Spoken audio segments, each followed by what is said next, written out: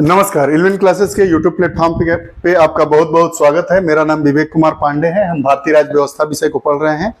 भारतीय राज्य व्यवस्था विषय में ये हमारी छठी कक्षा है, अध्याय 6, जिसका नाम नागरिकता है। नागरिकता को अंग्रेजी में सिटीजनशिप कहते हैं। नागरिकता से क्या अभिप्राय है? नागरिकता किसी व्यक्ति की वह स्थिति होती है जिसमें उसे नागरिक के रूप में वे समस्त अधिकार प्राप्त होते हैं जो किसी विदेशी व्यक्ति को प्राप्त नहीं हो सकते हैं। साधारण भाषा में समझेंगे कि भारत का नागरिक को जो अधिकार मिलता है, भारत के व्यक्ति को जो अधिकार मिलेगा और विदेशी को जो अधिकार मिलेगा, उसमें जो विभेद होता है, उसी विभेद की बात कर रहा है कि नागरिकता किसी व्यक्ति की वह स्थिति होती है जिसमें उसे नागरिक के रूप में वे समस्त अधिकार प्राप्त होते हैं जो किसी विदेशी को नहीं प्राप्त होते हैं। कभी कभी 25 शब्द में पूछ देता है तो आप लिखेंगे। अब नागरिक से क्या अभिप्राय है? राज्य में निवास करने वाला वह व्यक्ति जिसे राज्य की पूर्ण सदस्यता प्राप्त है और वह अपने राज्य और संविधान के प्रति पूर्ण आस्था रखता है, नागरिक कहलाता है। नागरिक ऐसा नहीं है कि राज्य में निवास कर रहा है, उसको नागरिकता प्राप्त है, लेकिन संविधान के प्रति आस्था नहीं है, विश्वास नहीं है, तो वह भारत का नागरिक नहीं माना जाएगा। राजद्रोह के में उसको कारावास, आजीवन कारावास हो जाएगा। तो नागरिक से अभिप्राय क्या है? राज्य में निवास करने वाला वह व्यक्ति। यहां राज्य से अभिप्राय क्या है? भारत से, भारत देश से है। राज्य में निवास करने वाला वह व्यक्ति जिसे राज्य की पूर्ण सदस्यता प्राप्त है और वह अपने राज्य और संविधान के प्रति पूर्ण आस्था रखता है, नागरिक कहलाता है। अर्थ एवं महत्व। भारत में दो तरह के लोग रहते हैं, नागरिक और विदेशी। नागरिक का अर्थ क्या है कि भारतीय राज्य के पूर्व सदस्य राजनीतिक अधिकार प्राप्त है। इनको सभी प्रकार के अधिकार, ये चुनाव भी लड़ सकते हैं, मत भी दे सकते हैं, लेकिन विदेशियों को चुनाव लड़ने और मत देने का अधिकार नहीं है। विदेशी ये अन्य राज्य के नागरिक होते हैं। जैसे अमेरिका का कोई व्यक्ति आ गया भृगु टेम्पल बलिया में जो सिचुएटेड है उसको देखने के लिए, तो उसको हम विदेशी कहेंगे। और भारत का कोई व्यक्ति चला गया इटली में एफेल टावर देखने के लिए, तो वो वहां के लिए क्या हो गया? विदेशी हो गया। अब विदेशी में दो तरीके की बातें होती हैं, एक मित्र देश और एक शत्रु देश। तो मित्र देश में हमारा रूस है भारत के साथ, जिसका सकारात्मक संबंध होता है, और शत्रु देश जैसे पाकिस्तान हो गया, जिसका भारत से युद्ध चल रहा हो।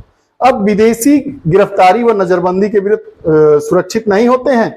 भारतीय नागरिकों को प्राप्त विशेषाधिकार जो विदेशियों को प्राप्त नहीं है। आइए आगे देखते हैं। देखिए, जो विदेशी होते हैं, मतलब दूसरे देश के व्यक्ति, गिरफ्तारी व नजरबंदी के विरुद्ध सुरक्षित नहीं होते हैं। यह बहुत बार पूछा गया है, अनुच्छेद 22 की बात कर रहा है। अब भारतीय नागरिकों को प्राप्त विशेषाधिकार जो विदेशियों को प्राप्त नहीं है, अर्थात दूसरे देश से जो व्यक्ति आके रहता है उसको वो अधिकार नहीं प्राप्त है जो भारतीयों को प्राप्त है। वो कौन कौन से अधिकार हैं भाई? धर्म, मूल वंश, जाति, लिंग या जन्म स्थान के आधार पर विभेद के विरुद्ध अधिकार, अनुच्छेद 15, अनुच्छेद 16, अनुच्छेद 19, अनुच्छेद 29-30। इसके अलावा ये सब अधिकार, देखिए ये पूछता है बार बार कि कौन ऐसे अधिकार है जो विदेशियों को प्राप्त नहीं है। तो अनुच्छेद 15 क्या कहता है कि धर्म, मूलवंश, जाति, लिंग, जन्म स्थान के आधार पर विभेद नहीं किया जाएगा। लोक नियोजन के विषय में समता का अधिकार, नौकरियों में की बात कर रहा है। लोक नियोजन के विषय में समता का अधिकार अनुच्छेद 16 की बात कर रहा है। अनुच्छेद 19 वाक्य स्वतंत्र एवं अभिव्यक्ति की स्वतंत्रता, सम्मेलन, संघ, संचरण, निवास करने व व्यवसाय करने की स्वतंत्रता, अनुच्छेद 19 यह विदेशियों को नहीं प्राप्त है। और संस्कृति और शिक्षा संबंधी अधिकार, अनुच्छेद 29 व 30 ये अधिकार विदेशियों को नहीं प्राप्त है। उसके बाद लोकसभा और राज्य विधानसभाओं के चुनाव में मतदान का अधिकार भी नहीं प्राप्त है। संसद व राज्य विधानमंडल की सदस्यता के लिए चुनाव लड़ने का अधिकार भी नहीं प्राप्त है।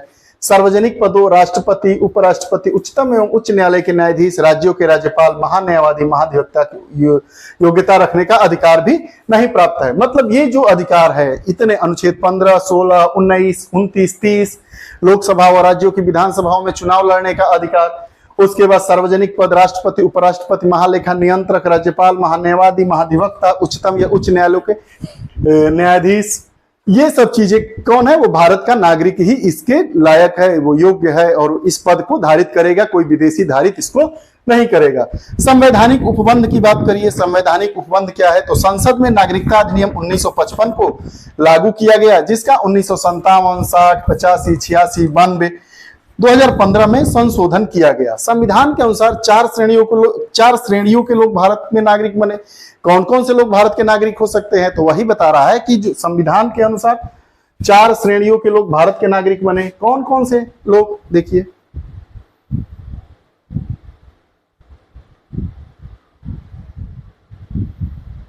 कौन कौन से लोग? एक व्यक्ति जो भारत का मूल निवासी है, मतलब भारत में उसके माता पिता दादा दादी रहते हैं और वो वहीं पे जन्म लिया है, और 3 में से कोई एक शर्त पूरी करता है। ये शर्त है यदि उसका जन्म भारत में हुआ हो, या उसके माता पिता में से किसी एक का जन्म भारत में हुआ हो, या संविधान लागू होने के 5 वर्ष पूर्व से वो भारत में रह रहा हो।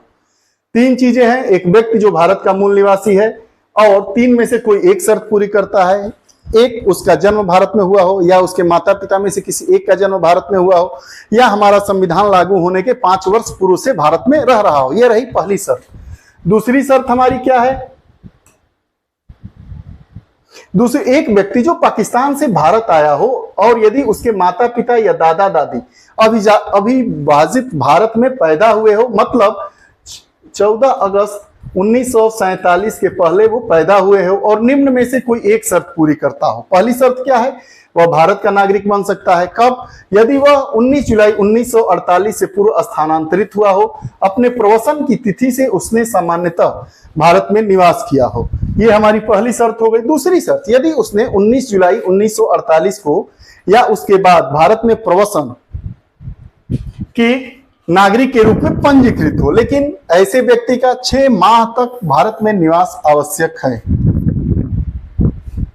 अगली शर्त क्या है? एक व्यक्ति जो 1 मार्च 1947 के बाद भारत से पाकिस्तान स्थानांतरित हो गया हो, 1 मार्च 1947 के बाद भारत से पाकिस्तान स्थानांतरित हो गया हो, लेकिन बाद में वह फिर भारत में पुनर्वास के लिए लौट आया हो, तो वह भारत का नागरिक बन सकता है। उसे पंजीकरण प्रार्थना पत्र 6 माह तक रहना होगा। 6 वर्ष है। ये अनुच्छेद हमारा 7 कहता है।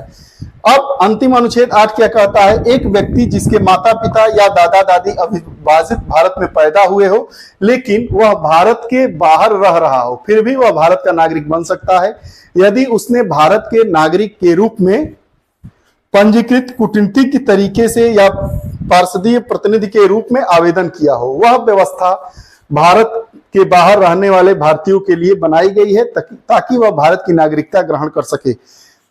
चौथे प्रकार की व्यवस्था है कि जिसके माता पिता या दादा दादी में से अविभाजित भारत में पैदा हुए हो, लेकिन वह भारत के बाहर रह रहा हो।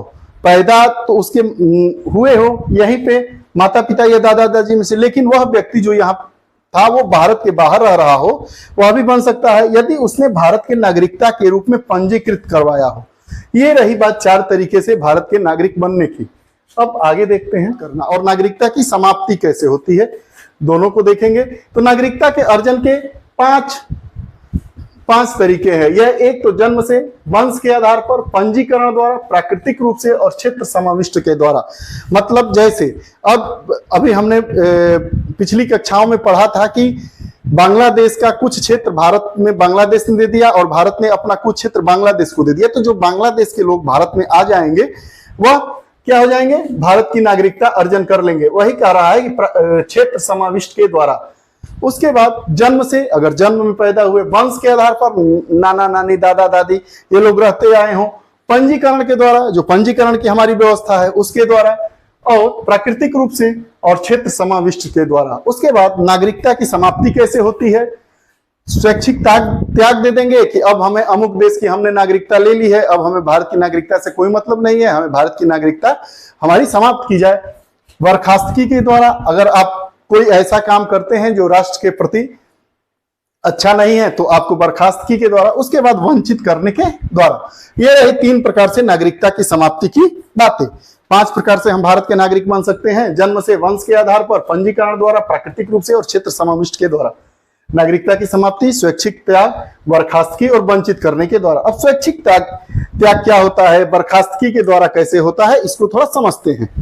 एक भारतीय नागरिक जो पूर्ण आयु और क्षमता का हो, ऐसी घोषणा के उपरांत वह भारत का नागरिक नहीं रहता, अपनी नागरिकता त्याग कर सकता है।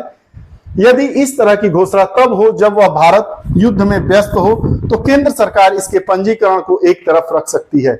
व्यक्ति के साथ प्रत्येक नाबालिग बच्चा भी भारतीय नागरिक नहीं रहता, यद्यपि इस तरह के बच्चे के उम्र 18 वर्ष होने पर भारतीय बन सकता है। बात समझिए, यह कह रहा है कि स्वैच्छिक त्याग कर सकता है अगर वह बालिग है, और उस अगर बालिग व्यक्ति के साथ कोई नाबालिग बच्चा है तो उसकी भी अपने आप क्या हो जाता है, नागरिकता से स्वैच्छिक त्याग हो जाता है। अगर 18 वर्ष के से ज्यादा है तो उसकी नागरिकता से उसका त्याग नहीं होता है। उसके बाद बर्खास्तगी के द्वारा क्या होता है,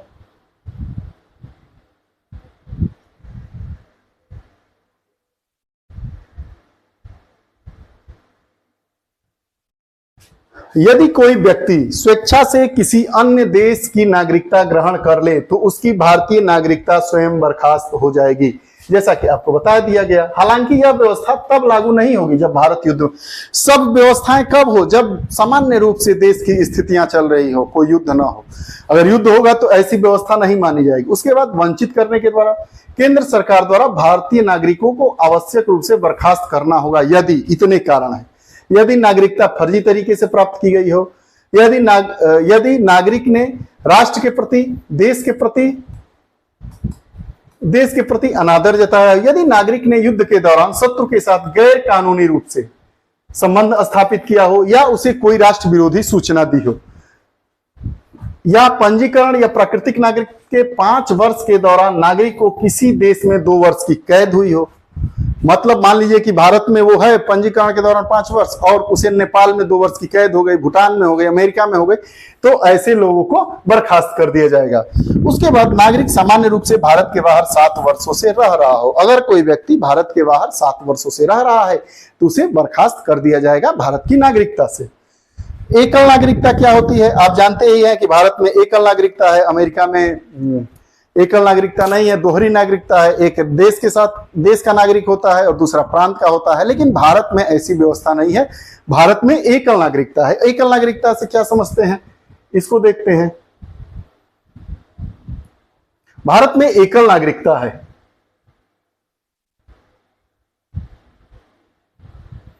भारत में एकल नागरिकता है।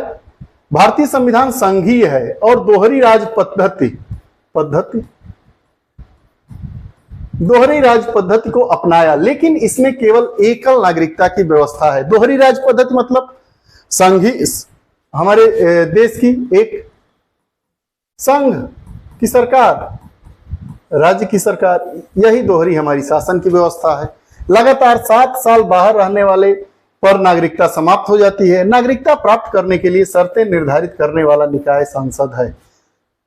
नागरिकता के लिए क्या क्या शर्तें होनी चाहिए, बर्खास्तगी के लिए क्या क्या शर्तें होनी चाहिए, इसको निर्धारित करने वाला भारत में सर्वोच्च निकाय संसद है। संसद राष्ट्रपति, राज्यसभा, लोकसभा से मिलकर बना। राज्य व्यवस्था की कक्षाएं कैसी लग रही है, अगर आपको यह कक्षा अच्छी लगती है तो औरों तक शेयर करें। आप अगर हमारे नए नए पाठक हैं, नए नए मित्र हुए हैं तो कृपया चैनल को सब्सक्राइब करिए, अपने मित्रों तक शेयर करिए। अगली कक्षा के साथ पुनः फिर उपस्थित होंगे, तब तक के लिए बहुत बहुत धन्यवाद।